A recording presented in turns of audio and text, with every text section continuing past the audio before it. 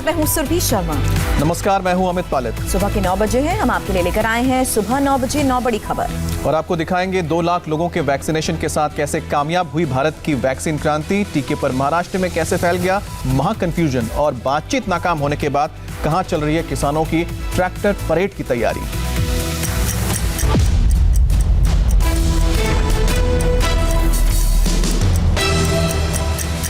देश में corona vaccination का पहला दिन बेहद कामयाब रहा। ये दुनिया का सबसे बड़ा वैक्सीनेशन प्रोग्राम है, जिसके पहले दिन 1,91,000 लोगों को टीका लगाया गया।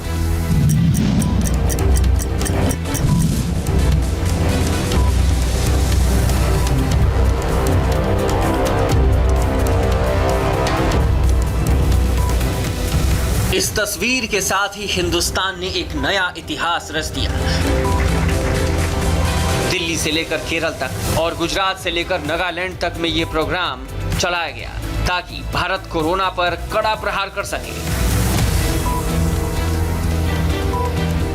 पहले दिन पूरे देश में 1,91,181 लोगों को टीका लगाया गया। देश भर के 3,352 सेंटर पर यह टीकाकरण प्रोग्राम चलाया गया।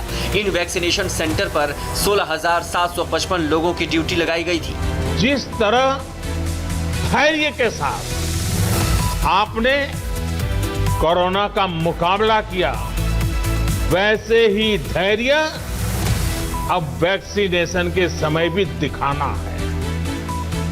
साथियों, इतिहास में इस प्रकार का और इतने बड़े स्तर का टीकाकरण अभियान पहले कभी नहीं चलाया गया है। वैक्सीन लगने के पूरे प्रोग्राम को खुद प्रधानमंत्री नरेंद्र मोदी ने मॉनिटर किया। उन्होंने अलग अलग राज्यों में चल रहे वैक्सीन प्रोग्राम के रियल टाइम अपडेट लिया। जरा इस तस्वीर को देखिए। इन 4 तस्वीरों में देश के नामचीन डॉक्टर्स हैं। पहले दिन जब कोविड वैक्सीन की शुरुआत हुई तो तमाम आशंकाओं को दूर करते हुए ये डॉक्टर भी उस कतार में नजर आए जो वैक्सीन लगवाने के लिए था। दिल्ली में एम्स के डायरेक्टर डॉक्टर रणदीप गुलेरिया ने टीका लगवाया। उसी एम्स में मोदी की वैक्सीन टास्क फोर्स के हेड डॉक्टर वी के पॉल ने वैक्सीन लगवाई। अहमदाबाद में किडनी इंस्टीट्यूट के डायरेक्टर डॉक्टर विनीत मिश्रा ने टीका लगवाया, तो लखनऊ में KGMU अस्पताल में रेस्पिरेटरी डिपार्टमेंट के HOD डॉक्टर सूर्यकांत ने इंजेक्शन लिया। मेरा अनुभव बहुत अच्छा रहा। I feel very proud. मुझे बहुत गर्व हो रहा है और एक तरफ से मैं हम्बल भी फील कर रहा हूँ कि आज पहले दिन मुझे वैक्सीन लगाने का मौका मिला, मुझे चुना गया। वैक्सीन बिल्कुल सेफ़ है, कामयाब है, और हमें सब लोगों को आगे आके अब जब हमारी बारी आती है तो वैक्सीन लगाना चाहिए। केंद्र सरकार ने पहले दिन 3 लाख से ज्यादा लोगों को वैक्सीन लगाने का लक्ष्य रखा था, लेकिन कुछ तकनीकी वजहों से कुछ जगहों पर वैक्सीन लगाने में कमी नजर आई और आंकड़ा 2 लाख के करीब ही पहुंच सका। शनिवार देर शाम तक के आंकड़ों के मुताबिक उत्तर प्रदेश में 21,291, आंध्र प्रदेश में 19,108, बिहार में 18,169, महाराष्ट्र में 18,328, गुजरात में 10,787 और कर्नाटक में 13,594 लोगों को वैक्सीन लगाई गई। हालांकि कोवैक्सीन लेने के बाद कुछ लोगों ने रिएक्शन की शिकायत की। दिल्ली में 52 लोगों ने तबीयत खराब होने की शिकायत की। तेलंगाना में भी 11 लोगों को ऑब्जर्वेशन में रखा गया। आंध्र प्रदेश में 8 लोगों ने डॉक्टरों से तकलीफ की शिकायत दर्ज कराई। इन शिकायतों के बीच पहले दिन वैक्सीन के किसी बड़े रिएक्शन की खबर नहीं आई। साफ है, पहला दिन कोविड वैक्सीन की नजर से सुपर हिट रहा।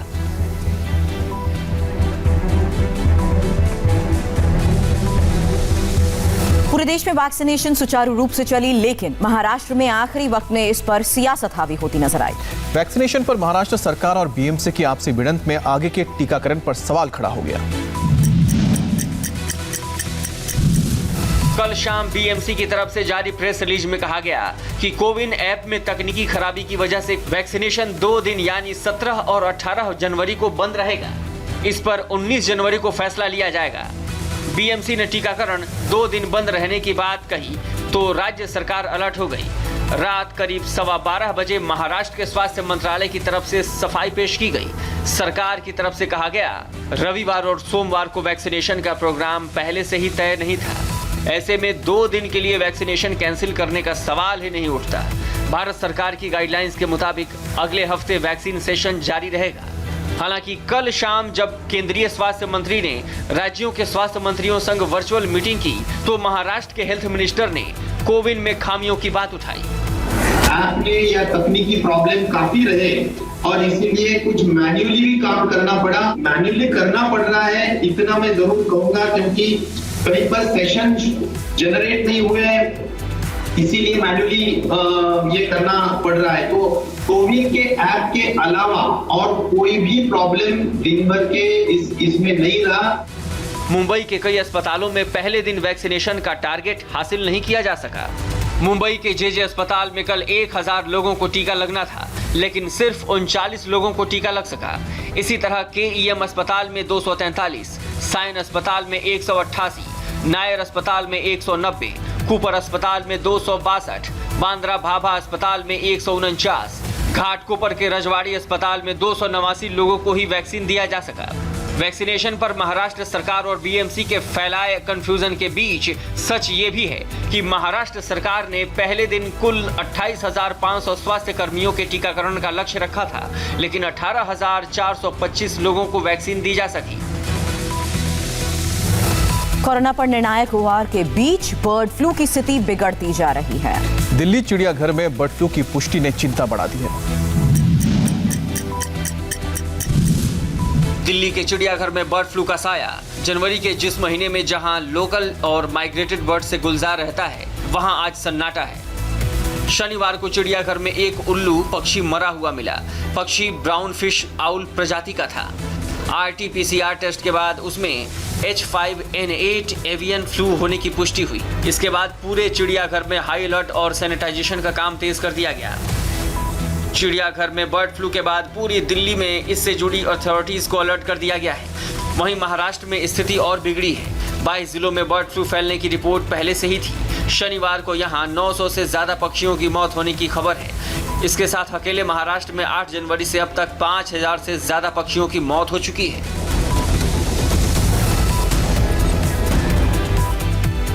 पिछले एक हफ्ते से जारी शीतलहर और घने कोहरे से राहत के आसार नहीं है।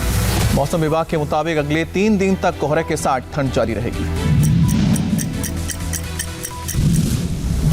दिल्ली में विजिबिलिटी 0। सर्दी का पारा 4 डिग्री के नीचे।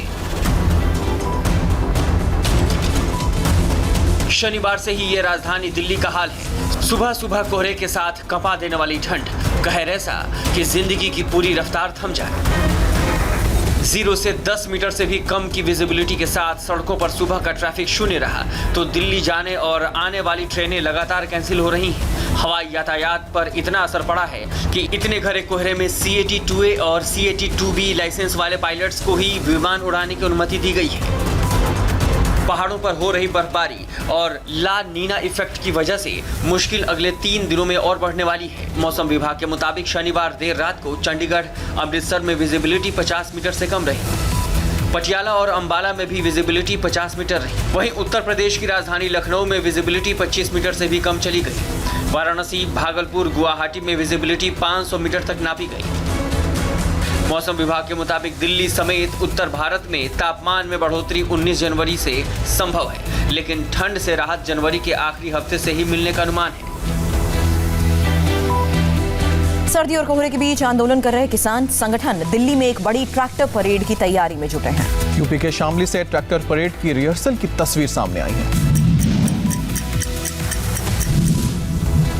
तीनों कृषि कानूनों पर किसानों का विरोध थमने का नाम नहीं ले रहा। पिछले 53 दिनों से किसान संगठन दिल्ली के बॉर्डर पर जुटे हुए हैं। तो वहीं यूपी के शामली में किसानों ने 26 जनवरी को राजपथ पर किस तरह ट्रैक्टर परेड निकाली जाएगी उसका रिहर्सल किया। ट्रैक्टर मार्च में शामिल इन ट्रैक्टरों पर काले झंडे लगे हैं और कृषि कानूनों के विरोध में नारेबाजी की जा रही है। भारतीय किसान यूनियन के अध्यक्ष नरेश टिकैत के बेटे और युवा किसान संगठन के अध्यक्ष गौरव टिकैत के दिल्ली चलो के आह्वान पर हजारों समर्थक इस ट्रैक्टर परेड की रिहर्सल में शामिल हुए, जिसके बाद ADM शामली को कृषि कानून के विरोध में ज्ञापन भी सौंपा गया। 26 तारीख का जो गणतंत्र दिवस की परेड किसानों की निकलेगी, उसका एक अभ्यास है कि कोई किस तरीके से कौन आगे रहेगा, एक लाइन में चलना है। इससे पहले भारतीय किसान यूनियन के प्रवक्ता राकेश टिकैत ने सरकार से बातचीत विफल होने के बाद 26 जनवरी को गणतंत्र दिवस के मौके पर लाल किले से अमर जवान ज्योति तक ट्रैक्टर परेड निकालने का ऐलान किया था। सरकार और किसानों के बीच 9वें दौर की बैठक 19 फरवरी को प्रस्तावित है। 19 जनवरी को ही कृषि कानूनों को लेकर सुप्रीम कोर्ट में सुनवाई होनी है। इस बीच शनिवार को किसानों ने सुप्रीम कोर्ट से कृषि कानूनों पर बात करने के लिए बनाई कमेटी के मेंबर्स को बदलने की मांग की है। हरियाणा के फतेहाबाद में भी कृषि कानून के विरोध में किसानों ने ट्रैक्टर मार्च निकाला। किसानों ने कहा है कि वो 26 जनवरी को होने वाली ट्रैक्टर परेड में जरूर शामिल होंगे।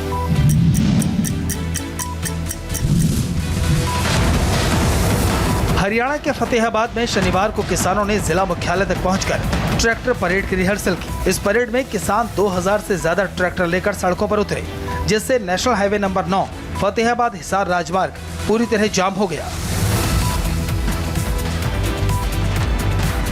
तस्वीरों में आप देख सकते हैं कि जब ये ट्रैक्टर मार्च निकला तो सड़क पर लंबी लंबी कतारें लग गई। सड़क पर दूर दूर तक बस ट्रैक्टर ही ट्रैक्टर नजर आए।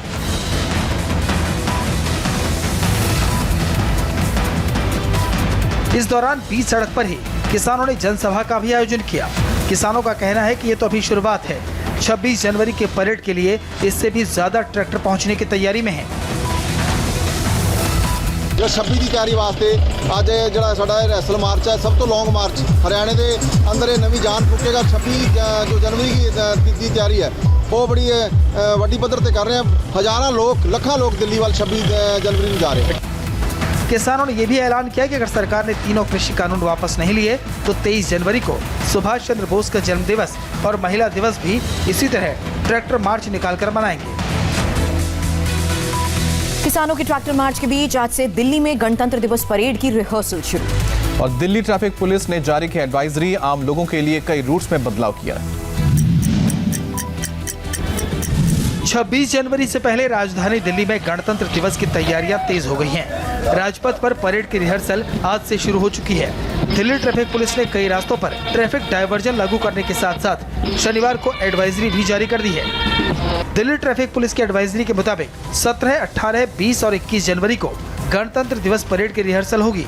इसलिए सुबह 9 बजे से दोपहर 12 बजे तक कई रास्ते आम लोगों के लिए बंद रहेंगे, जिनमें राजपथ रफी मार्ग क्रॉसिंग, राजपथ जनपथ क्रॉसिंग, राजपथ मानसिंह क्रॉसिंग और राजपथ सी हेक्सागन क्रॉसिंग शामिल हैं। इसके अलावा गणतंत्र दिवस के मौके पर सुरक्षा व्यवस्था को देखते हुए दिल्ली पुलिस आयुक्त एस.एन. श्रीवास्तव ने एक समीक्षा बैठक की, जिसमें उन्होंने कानून व्यवस्था को बनाए रखने के लिए किसान आंदोलन वाली जगहों की जानकारी ली। टीएमसी सांसद शताब्दी रॉय के बाद राजीव बनर्जी ने अपनाए बगावती सुर। ममता सरकार में वन मंत्री राजीव बनर्जी ने फेसबुक लाइव के जरिए अपनी ही पार्टी पर निशाना साधा। एक दिन पहले ही वीरभूमि के टीएमसी सांसद शताब्दी रॉय के बगावती तेवर ने टीएमसी में खलबली मचा दी थी। उसके अगले ही दिन कल यानी शनिवार को ममता सरकार में वन मंत्री राजीव बनर्जी पैर पीटते नजर आए और फेसबुक लाइव पर अपनी ही पार्टी के खिलाफ पूरी भड़ास निकाल दी। उन्होंने जो आरोप लगाए वो करीब करीब शताब्दी रॉय के पार्टी पर लगाए गए आरोपों से मेल खाते हैं। कहीं कुछ तो प्रॉब्लम है जो मैंने आज फेसबुक लाइव में बोले है। ऐसा नहीं कि मैंने आज बोल रहा हूँ, ऐसा जो मुझको जानते हैं, जो लोग देखते हैं, आप लोग भी प्रेस वाले हैं, 1 साल 1.5 साल से देख रहे हैं। कहीं भी कोई चीज़ जब मैं बोल के नहीं होता हूँ, हैरान हो जाता हूँ, लेकिन आदमी का काम रुकना नहीं चाहिए। उस हिसाब ने तब मैं कुछ बात बोलता हूँ, वो पहले भी बोला है। जनता के नुमाइंदों को जनता के बीच जाने से ही रोक दिया जाए तो फिर बगावत के ऐसे सुर फूटने तो लाजमी है। इस वक्त दीदी की पार्टी में जबरदस्त भूचाल मचा है। 1 महीने के अंदर 50 से ज्यादा नेता उनकी पार्टी छोड़कर बीजेपी ज्वाइन कर चुके हैं, जिनमें शुभेंदु अधिकारी, वर्धमान के पूर्व सांसद सुनील मंडल, पूर्व सांसद दशरथ तिर्की, शीलभद्र दत्त और 5 विधायक शामिल हैं। इसके बावजूद टीएमसी छोड़ने वाले नेताओं की संख्या कम होने का नाम नहीं ले रही और जैसे जैसे पश्चिम बंगाल विधानसभा चुनाव नजदीक आ रहा है, वैसे वैसे ममता का गढ़ उनके जमीनी नेताओं से खाली होता जा रहा है और बीजेपी की झोली भरती जा रही है। बिहार के रोहतास जिले में जमीन विवाद में 2 गुटों में विवाद हुआ, कई लोग जख्मी। खुलेआम फायरिंग की तस्वीरें सोशल मीडिया पर वायरल हुई।